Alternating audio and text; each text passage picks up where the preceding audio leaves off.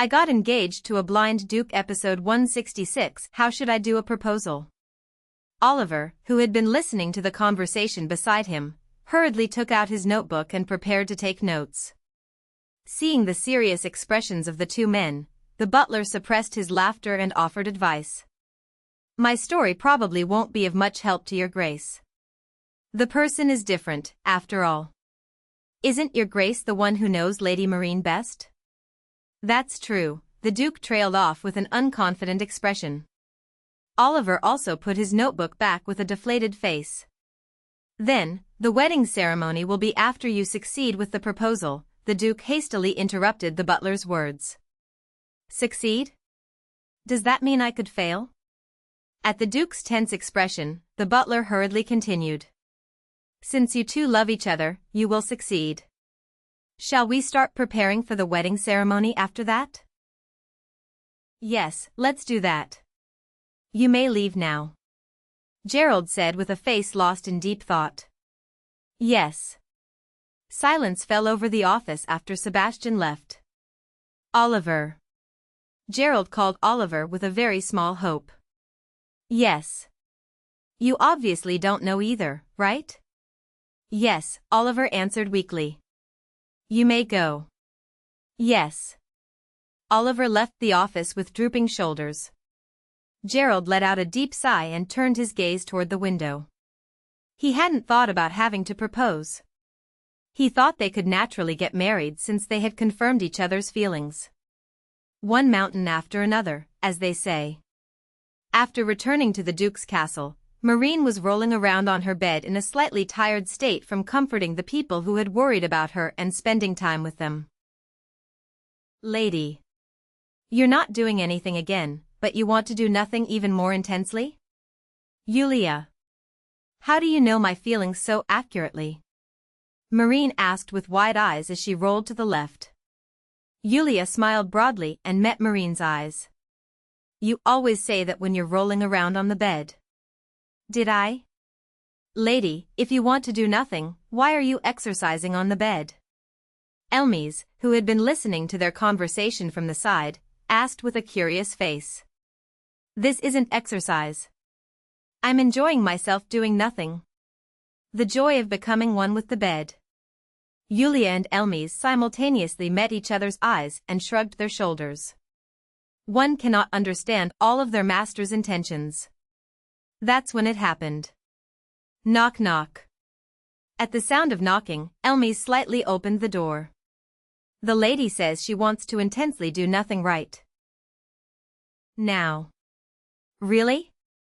Then next time, at Dia's gentle voice coming from beyond the door, Marine lifted her head from the bed. Dia? Come in. When Marine's permission was given, Elmies stepped aside. Dia, who entered the room, smiled slightly upon seeing Marine lying on the bed. Teacher, I didn't want to disturb your rest. No. It's fine. Marine hurriedly got up from the bed and headed to the tea table. Yulia, could you prepare some tea? Yes. Elmies also tactfully went outside with Yulia. Dia, is something wrong? At Marine's worried gaze, Dia smiled lovingly. I just wanted to monopolize teacher. I took advantage of the siblings being busy to be a little greedy. Marine burst into laughter upon hearing unexpected words from Dia, who was always mature. Come to think of it, since returning to the Duke's castle, she had been surrounded by her young nephews or spending time with Mom, so she hadn't spent time with Diameter. I'll accept that greediness any time. Dia shyly smiled in return. Knock knock. With the sound of knocking, Yulia brought out tea and small cakes. Thank you. Lady, I'll be outside. Please call me if you need anything. Yulia spoke politely and left. After taking a sip of tea, Dia asked with a curious face. Did many things happen with Uncle? Why? Since you returned this time, the atmosphere between teacher and uncle seems to have changed. How so? I knew you two loved each other before, but now that love feels even greater. Marine blushed and hurriedly picked up her teacup. Was it that obvious? Of course. It's clearly visible that you're both crazy about each other. Ah, that's a bit embarrassing. Especially Uncle's side is severely obvious. He's probably pressuring the butler to prepare for the wedding ceremony right now. Ha ha ha, no way. Marine burst into laughter, then suddenly thought that might actually be true. They skipped the engagement ceremony, but they would naturally have a wedding ceremony. However, Gerald probably wouldn't even think of proposing. What if she proposed first? Teacher, what interesting thoughts are you having? As Marine was lost in her own thoughts, Dia asked with a curious voice. Thinking about whether I should propose first? Wow. That's really cool. A woman proposing first. Dia's eyes widened in admiration. Really?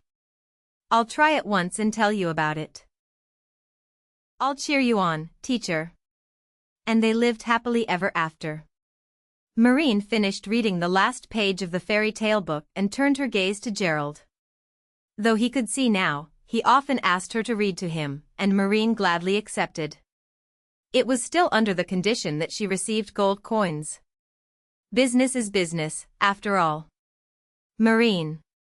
Gerald called her name as he slowly lifted his eyelids. His eyes, now a deep gray, gazed at her quietly as if shaking off the drowsy haze of sleep. Marine smiled softly, loving this moment when she was reflected completely in his eyes. Why do you always read from such a distance? Having fully shaken off his drowsiness, he grumbled with dissatisfied eyes. This distance? Marine looked bewildered as she measured the distance between them with her eyes. She was sitting right next to Gerald. Gerald nodded silently and extended his hand to her. When Marine naturally offered her wrist, he pulled her swiftly onto his lap. From now on, read from here. Marine narrowed her eyes and stared at him. When she sat on his lap like this, something always happened.